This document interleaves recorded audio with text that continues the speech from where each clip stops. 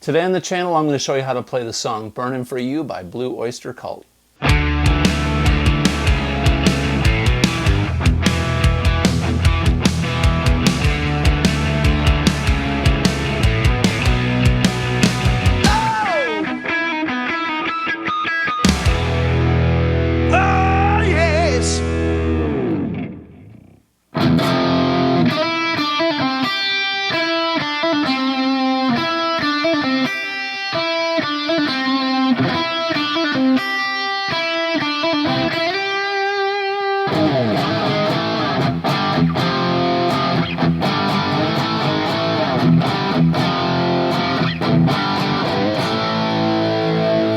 Yeah, man, Blue Oyster Cult, one of my favorite bands, brings me back to my college years. Gotta love Blue Oyster Cult. That's hard to say, Blue Oyster Cult. It's one of those tongue twisters. Anyway, we're gonna learn how to play Burnin' For You by Blue Oyster Cult, and this is a great song. There's a lot of cool guitar riffs and parts in this song, and nice changes in it. So let's begin. The song is in standard tuning. It is in C major or A minor, since they are both relatives, same key. But the song starts on an F, which is kind of a cool choice for a beginning. It starts on a 4-chord. So the whole band comes in on this F, right? And there's this lead part that plays that has a harmony with it. So I'm going to show you this lead part first with a harmony. Then I'm going to show you the part where he segues into a single guitar lead part until it kicks into the verse, all right? And show you the chords behind that, and then we'll cover the second little guitar section that's very similar, and I'll give you some tips and tricks on soloing. So let's cover the whole song. So let's look at it in depth. The very first part of the song, when they hit the F like this, guitar 1 does this lead part that goes.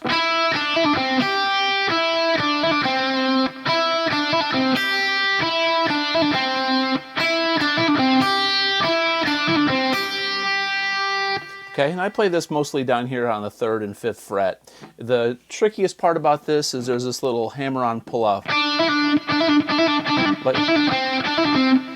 So basically what I'm doing is hitting this 5th fret with my ring finger, and I'm going to hammer-on pull-off on the 3rd and 5th, and then hammer-on this 5th fret on the, or not hammer-on, but pick this 5th fret on the G string.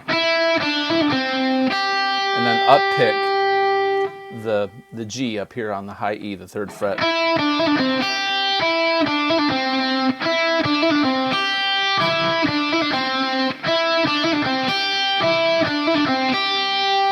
Now when he ends that phrase, he may wind up playing this G up here. You can play this riff up in this higher position if you want, but I like it down here. It's just sounds like the record more to me. It's the tonality of it. Okay, now there's a harmony part that is part of this also. It's a lower harmony. So guitar 2 is down here on the 5th fret on the G string, and he's going.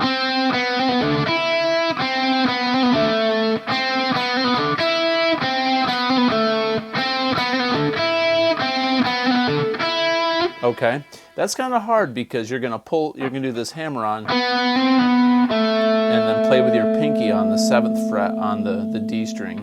A lot of guys don't work out their pinky, and it's, this is, I mean, you could play it differently, but this just makes more sense to me.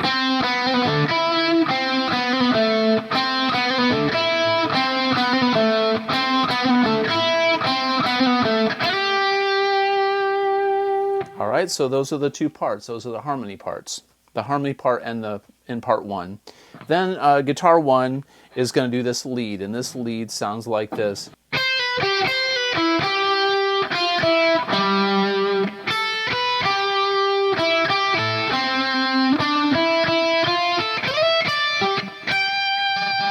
Okay, so it ends up here on this high G. So we're going to play these notes around the chords in this beginning. I'm going to tell you these chords here in just a minute. So if you want to play along with the rhythm part or record yourself with this, you know what you're playing underneath this part, all right? And you can teach your bass player that too. All right, so the lead goes.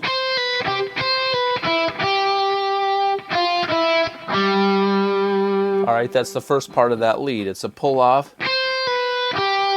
So it's 8-7 on the high E to the 8 on the B, and then again, pull off, then 5-8 on the B string, little vibrato, and then 6-5 on the B string, then 5 on the D.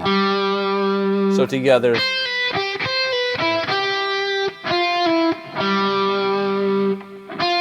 it's a pull off, 6-5 to 5 on the D. String skipping, you know, string skipping is part of this lead. It kind of makes it kind of quirky, kind of cool, and makes the melody stick out.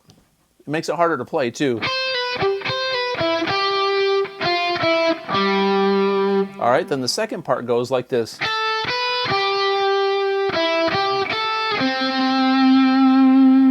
All right, so it's 5, 7, then 8 on the B. I play that with my pinky. Then I go 5-8, 5, 5-8 on the B, then 5 on the high E, and then 5 on the G. So it goes.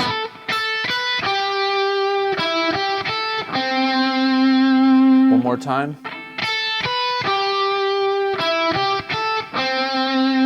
Then we're going to go 7 on the G, 5-5 twice on the B, 6, and then 5 on the high E. So it goes.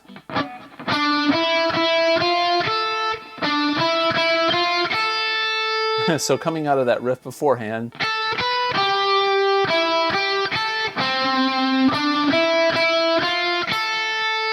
Okay, and then the last part goes 12-10 on the high E, 12 on the G, and then high G on the 15th fret on the E string. So all together,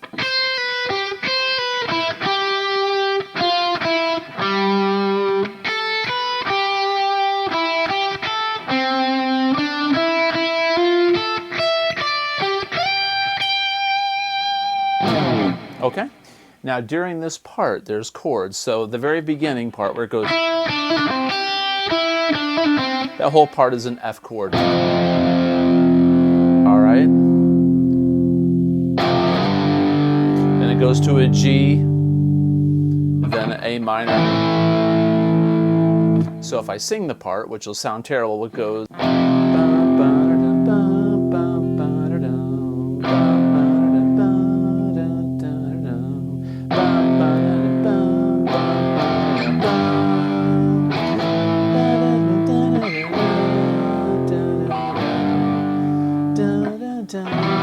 E minor, F, D minor to a G. Okay, interesting. All right, now let's take a look at the verses. The verse, I'm going to switch over to my neck pickup. No, I'll keep it on my bridge. I'll roll my volume back to clean it up a little bit. So you want to have a lot of high gain for this song because there's a lot of sustain in these notes. During the guitar solo and the intro, it's a singing kind of tone. So you need lots of gain, but then you're going to roll back and clean it up. So I go from that kind of tone to, all right, so he's going to go, these are inversions up here of A minor, E minor, E minor, D minor, F, G. All right, so it's really simple. So the A minor is up here like this. Then there's the E minor. These are just 3 string chords. D minor, then F, G. So A minor, E minor, D minor is down on the 10th fret. F stays on the 10th fret, and then G on the 12th. So with a little bit of a delay and reverb,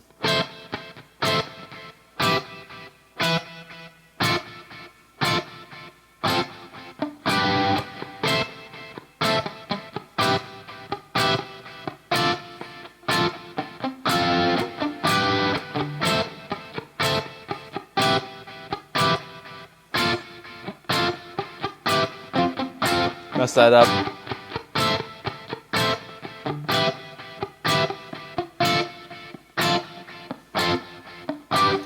I'm doing this because I'm keeping time, but during the recording, it's very simple.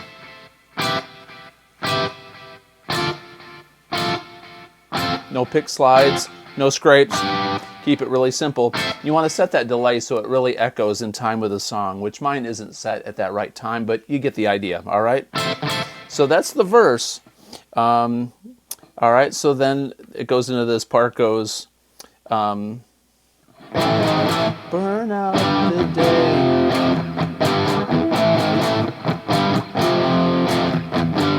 Now this is a half step. I see a lot of dudes, and I've heard a lot of guys play this wrong, but they go down to the G, but it's just a half step, then a G to an F.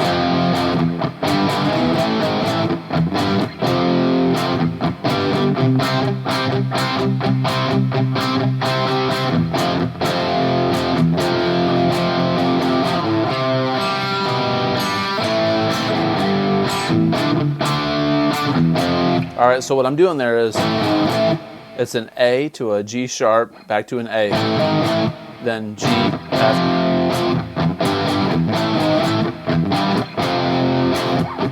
Then a C. F.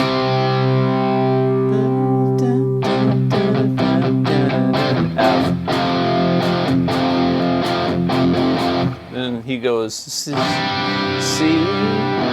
That's a G with a B on the bass, A minor, G, D, F.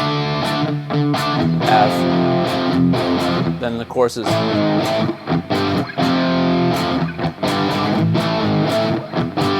just like the pre-chorus. Then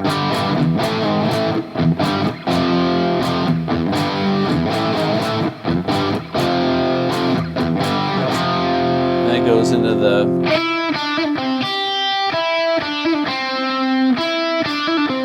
back to that part again, all right? And I'm about to show you that second lead part in here.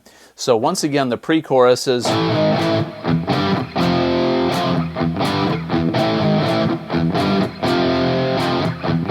all right, and then it goes to a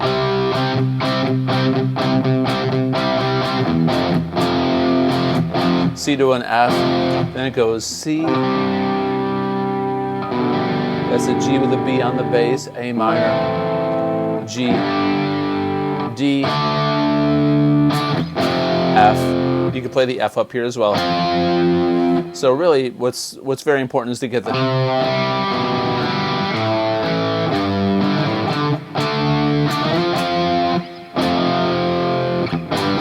punch,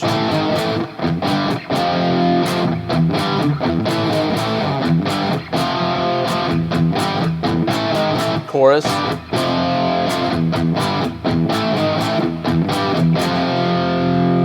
All right, so that second lead part starts off with the same thing.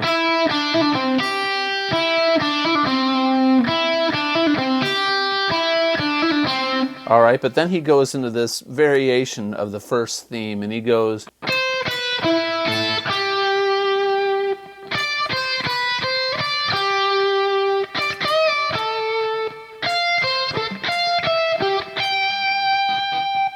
All right, so what I'm doing there after I do the, we're going, so it's 8, 7, 5, 5, 8, and then we're going to be on the high E and go, so it's 10, 8, 7, 8, 10, then 8 on the B string. Then take the 10th fret and go like that. So we're going to bend on the 10th fret on the high E, then resolve on the 10th fret on the B. Then do this F major shape, and then this C shape, C sus4, up to this G. Then we're back to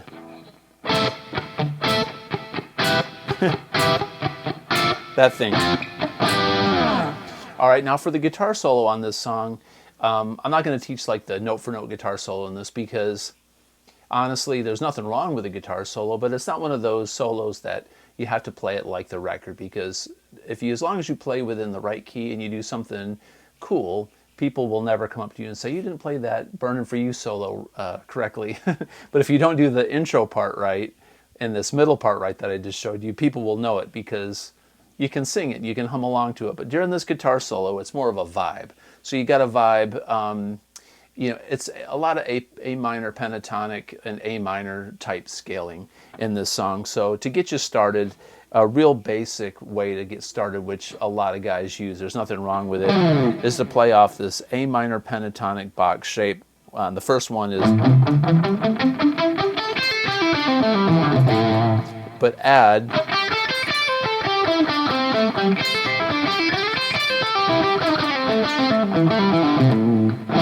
these notes, and then don't forget your flat 5.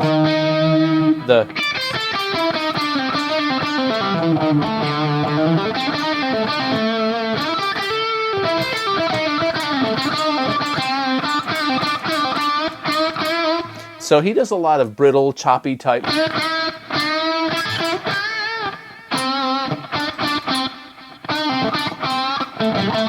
Remember, less is more. So, you know, work on your phrasing. Like if you're going to solo over, you know, the chorus part, for instance, you might want to go stuff like that.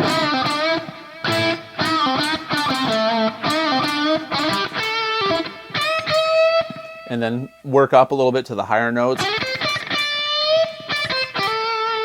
And remember where your A's are, your octaves.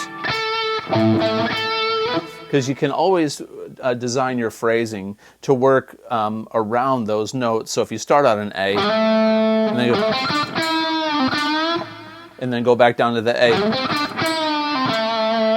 and then maybe something like that, phrase it back up to an A, an octave high. Same thing, but an octave higher.